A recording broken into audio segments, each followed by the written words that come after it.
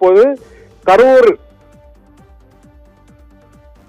நகரின் உள்ளே அதன் அருகே கரூர் மாவட்டத்தின் எல்லையாக கருதக்கூடிய குளித்தலை மற்றும் மாயனூர் சுங்கச்சாவடி ஆகிய பகுதிகளில் சாலையின் இருமருங்கிலும் ஏராளமான மக்கள் அந்தந்த கிராமங்களில் கூடி நின்று முதலமைச்சர் விஜய்க்கு உற்சாக வரவேற்பு அளித்துக் கொண்டிருக்கிறார்கள். நாம் இப்போது பார்த்துக் கொண்டிருப்பது இன்னும் சில நிமிடங்களில் அவர் கரூரில் அந்த வெண்ணெய்மலை என்று அழைக்கக்கூடிய அட்லஸ் கலையரங்க பகுதிக்கு மக்கள் சந்திப்பு நிகழ்ச்சியில் பங்கேற்க இருக்கிறார்.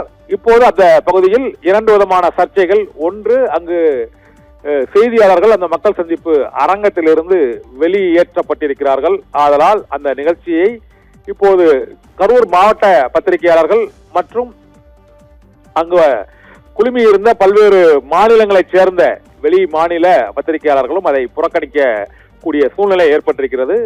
தமிழக அரசின் செய்தி மக்கள் தொடர்புத்துறை அளிக்கும் லிங்க் மூலமாக மட்டுமே அந்த செய்திகளை ஒளிபரப்ப இயலும் என்ற சூழ்நிலை ஏற்பட்டிருக்கிறது. மக்கள் சந்திப்பு அரங்கிற்குள் என்ன நடக்கிறது என்பது குறித்த செய்திகளை காண்பதற்கான வாய்ப்பு இப்போது குறைந்திருக்கிறது என்றுதான் கூற முடியும். இந்த நிகழ்ச்சியில் அரசு நிகழ்ச்சிக்கு மட்டுமே பத்திரிகையாளர்களுக்கு அனுமதி, மக்கள் சந்திப்பு கட்சி நிகழ்ச்சி அதனால் அனுமதி இல்லை என்று தாவேகா நிர்வாகிகளால் அங்கு அனுமதி மறுக்கப்பட்டு கரூர் மாவட்ட எஸ்பி ஹரிகிரண் பிரசாத் காவல்துறையினர் மூலமாக அனைத்து பத்திரிகையாளர்களையும் வெளியேற்றி விட்டார். அந்த காட்சிகளை ஒரு புறம் பார்த்துக் கொண்டிருக்கிறோம். அதே நிகழ்ச்சியில் பங்கேற்க மறுபுறம் முதலமைச்சர் விஜய் அங்கு முதலமைச்சரின் வாகன அணிவகுப்போடு அவர் வந்து கொண்டிருக்கக்கூடிய அந்த காட்சிகளையும் இப்போது நாம் பார்த்துக் கொண்டிருக்கிறோம். முதலமைச்சரின் முதல் நிகழ்ச்சி கரூர் மாவட்டத்தில் வெண்ணெய்மலையில் அட்லஸ் கலையரங்கில் மக்கள் சந்திப்பு நிகழ்ச்சி. இது கட்சி நிகழ்ச்சி. பிற்பகல் 3 மணிக்கு மாவட்ட ஆட்சியர் அலுவலகத்தின் அருகே நடைபெறக்கூடிய நிகழ்ச்சி அரசு நிகழ்ச்சி. அங்கு புதிய திட்டங்களுக்கு அடிக்கல் நாட்டு விழா, புதிய தொழிற்சாலை தொடங்குவதற்கான அடிக்கல் நாட்டு விழா, அரசு பணி நியமன ஆணை வழங்கும் நிகழ்ச்சி உள்ளிட்டவை நடைபெற இருக்கிறது. அதன் பின்னர் அவர் சென்னை திரும்புகிறார். இன்றே அந்த கரூரில் 2 நிகழ்ச்சிகளையும் நிறைவு செய்துவிட்டு கரூர் மாவட்டத்தை பொறுத்தவரை அந்த கரூர் பெருந்துயரம் தமிழக வெற்றி கழகத்தின் அரசியல் வரலாற்றில் ஒரு முக்கியமான கரும்புள்ளியாகவும் திருப்பு முனையாகவும் கருதப்படுகிறது. அந்த கரூருக்கு பிரச்சாரம் சென்ற பின் 30 நாட்கள் முதலமைச்சரும் தாவேகா நிர்வாகிகளும் அங்கு அவர்களுக்கு ஆறுதல் கூற செல்லவில்லை என்பது கடும் விமர்சனத்துக்கு உள்ளாக்கப்பட்டது. இப்போது அதே கரூர் தொகுதிக்கு முதலமைச்சராக வெற்றி பெற்று முதலமைச்சர் விஜய் அங்கு பயணிப்பதும் பாதிக்கப்பட்டவர்களுக்கு உதவி மற்றும் ஆறுதல் தெரிவிப்பதும் மிகுந்த அரசியல் ரீதியான முக்கியத்துவம் வாய்ந்ததாகவும் கருதப்படுகிறது. கரூர் தொகுதியில் தமிழக வெற்றி கழக வேட்பாளர் தோல்வியை அடைந்திருந்தாலும் அங்கு வெற்றி பெற்ற வேட்பாளர் அதிமுகவின் கரூர் எம்ஆர் விஜயபாஸ்கர் இப்போது தமிழக வெற்றி கழகத்தில் இணைந்து அவர் மீண்டும் போட்டியிடுவார் என எதிர்பார்க்கப்படுகிறது. இன்னும் சில நிமிடங்களில் கரூர் மாநாட்டு திடலுக்கு அந்த மக்கள் சந்திப்பு நிகழ்ச்சிக்கு முதலமைச்சர் விஜய் செல்ல இருக்கிறார். தொடர்ந்து அந்த நிகழ்ச்சியில் பங்கேற்பதற்கு QR கோட் அடையாள அட்டை வைத்துள்ள 5000 பேருக்கு மட்டுமே அனுமதி வழங்கப்பட்டிருக்கிறது. சுமார் 10 அடி உயரத்திற்கு தற்காலிக தடுப்புச் சுவர்கள், தகர கொட்டைகள் பாதுகாப்புக்காக அங்கு அமைக்கப்பட்டிருக்கின்றன.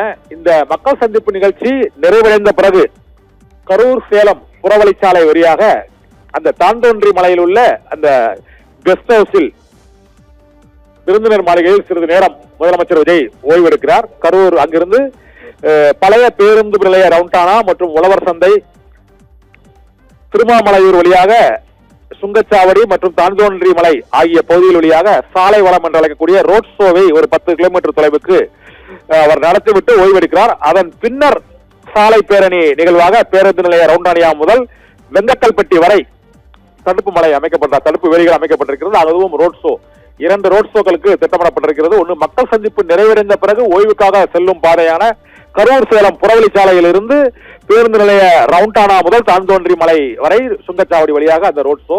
2வது ரோட் ஷோ அங்கிருந்து அவர் பொதுப்பணித்துறை பயணியர் மாளிகையில் ஓய்வெடுத்த பின்னர் அவர் கரூர் ரவுண்டானாவில் இருந்து வெங்கக்கல்பட்டி வரை ஒரு ரோட் ஷோ. அதன் பின்னர் மாவட்ட ஆட்சியர் அலுவலகத்தில் நடைபெறக்கூடிய விழாவில் அங்கு கிருஷ்ணராயபுரத்தை அடுத்துள்ள வனவாசி ஊராட்சியில் 13,500 பேருக்கு வேலை வாய்ப்பு வழங்கக்கூடிய வகையில் அமைக்கப்பட உள்ள ஒரு பிரம்மாண்ட தோல் அல்லாத காலனி உற்பத்தி தொழிற்சாலை 1700 கோடி ரூபாயில் அமைக்கப்பட இருக்கிறது. அந்த தொழிற்சாலைக்கு அவர் அடிக்கல் நாட்டுகிறார். அதன் பின்னர் செப்டம்பர் 27ஆம் தேதி வேலுச்சாமிபுரத்தில் தாவேகாவின் அந்த கூட்ட நெரிசலில் உயிரிழந்தவரின் குடும்பத்தினர் 32 பேருக்கு அரசு பணி நியமன தற்காலிக அரசு பணி நியமன ஆணைகளை வழங்கி உரையாற்றுகிறார்.